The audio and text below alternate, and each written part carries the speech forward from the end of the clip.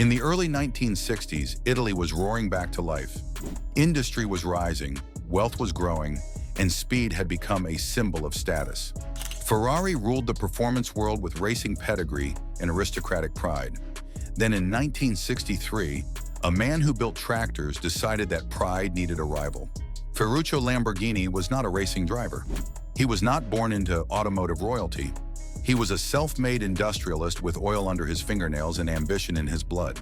So after clashing with Enzo Ferrari over mechanical flaws in his own car, he made a bold decision. He would build something better. Not louder for the racetrack, but smoother, faster, more refined for the road. What began as a challenge fueled by frustration would become one of the most dramatic journeys in automotive history. A story of risk, collapse, reinvention, and the relentless charge of a fighting bull. At first, the success felt unstoppable. The Miura had detonated across Europe like a controlled explosion. Orders poured in, film stars wanted one, rock musicians posed beside one.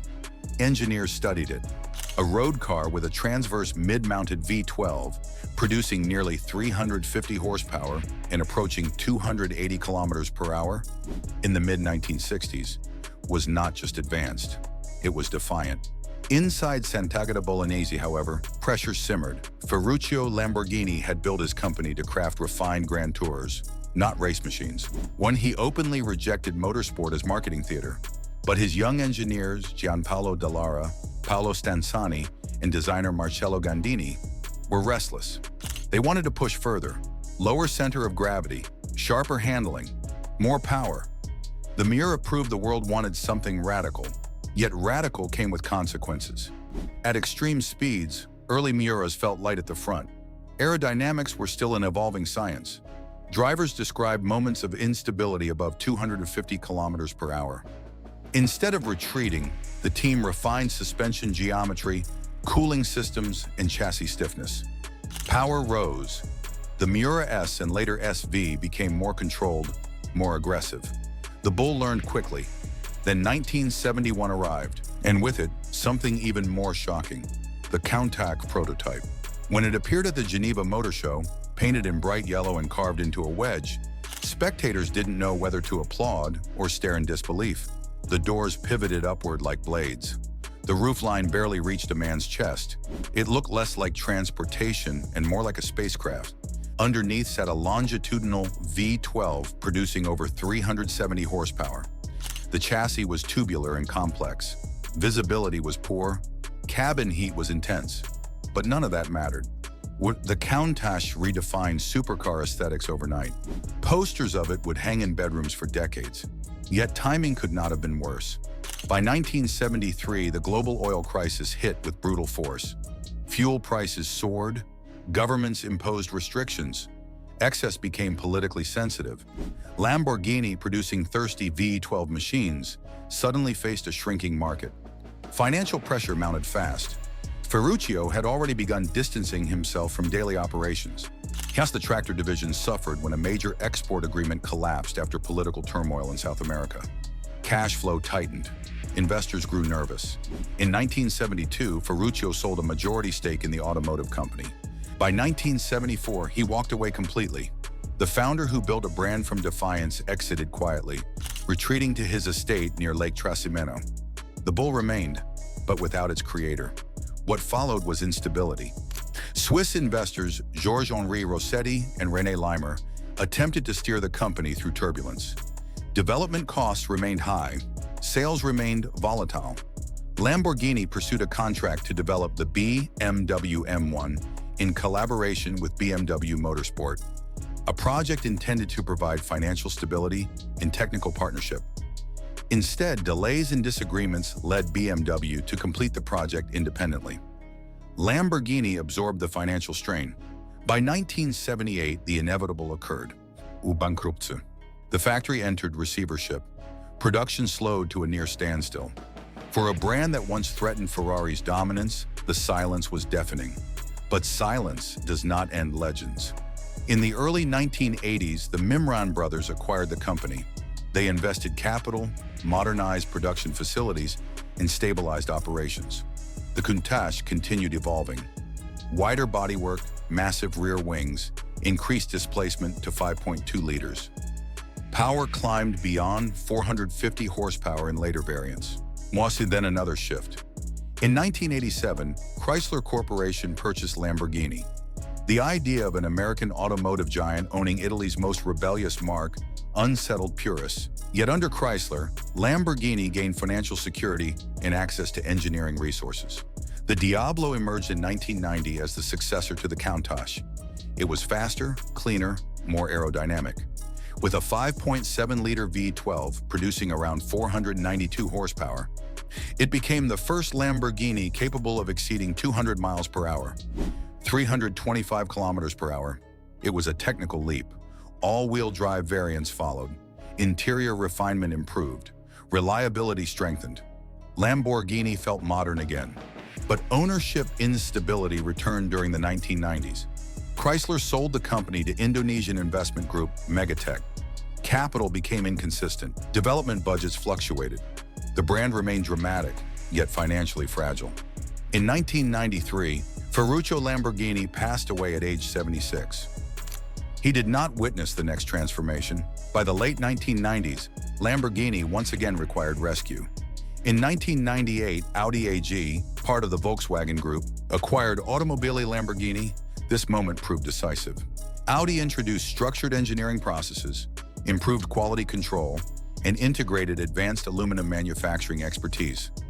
Yet they preserved the emotional DNA, the naturally aspirated V12, the theatrical styling, the bull emblem rooted in Ferruccio's Taurus zodiac sign, and fascination with Spanish fighting bulls. In 2001, the Murciélago debuted. Named after a legendary bull spared in the arena for its courage, the Murciélago symbolized resilience. Were powered by an evolved 6.2-liter V12 producing 572 horsepower, later expanded to 6.5 liters and 661 horsepower in LP670-4SV form. It combined brutality with newfound structural precision. Build quality improved dramatically. Reliability strengthened.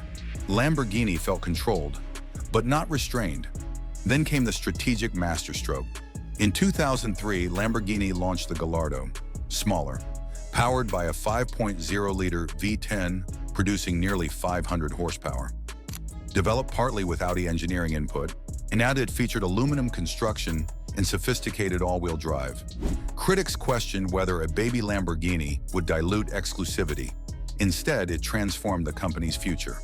In its first year, Lamborghini sold 933 Gallardos. Total company production surged past 1,300 units, triple previous output. Over its decade-long lifespan, more than 14,000 Gallardos were built, making it the brand's best-selling model at the time. For the first time in decades, Lamborghini operated from strength rather than survival.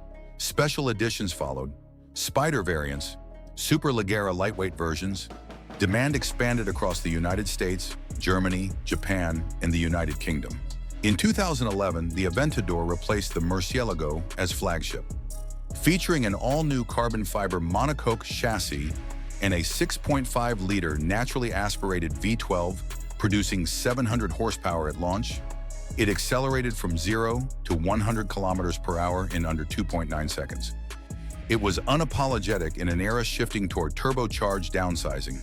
The Huracan succeeded the Gallardo in 2014, refining the V10 formula with dual-clutch transmission, improved aerodynamics, and advanced driving dynamics. Track-focused Performante versions set Nürburgring lap records, demonstrating Lamborghini's growing technical maturity. Meanwhile, Lamborghini expanded into new territory. In 2018, the Urus SUV arrived, a twin-turbo V8 producing over 640 horsepower in later variants. It blended supercar acceleration with practicality. Some purists resisted the idea, yet commercially it propelled Lamborghini into unprecedented profitability and production volume. Then the industry shifted again. Global emission standards tightened. Electrification accelerated. Governments signaled an eventual phase-out of internal combustion engines. For a brand built on high-revving, naturally aspirated engines, the stakes felt existential. Lamborghini responded strategically. In 2023, the Revuelto replaced the Aventador as the new V12 flagship. It retained a naturally aspirated 6.5-liter V12, but paired it with 3 electric motors, creating a plug-in hybrid system producing over 1,000 horsepower combined. Electric torque filled performance gaps. Acceleration sharpened. Yet the sound, the mechanical crescendo, remained. The Bull had evolved again. From surplus military tractors in 1948, to mid-engine revolution in 1966, to bankruptcy in 1978, to corporate salvation in 1998, to hybrid hypercars in the 2020s. Lamborghini's trajectory has never been linear. It has been volatile. Financial collapse never erased identity. Ownership changes never erased defiance. Each crisis forced adaptation. Each adaptation sharpened the brand's edge. Lamborghini did not build racing dynasties like Ferrari. It built emotional statements. Machines designed to provoke reaction before logic. Cars that prioritize drama as much as data. And perhaps that is the true constant. Not just power, not just speed, but audacity. The Bull survives because it refuses to step aside. It lowers its head and charges forward.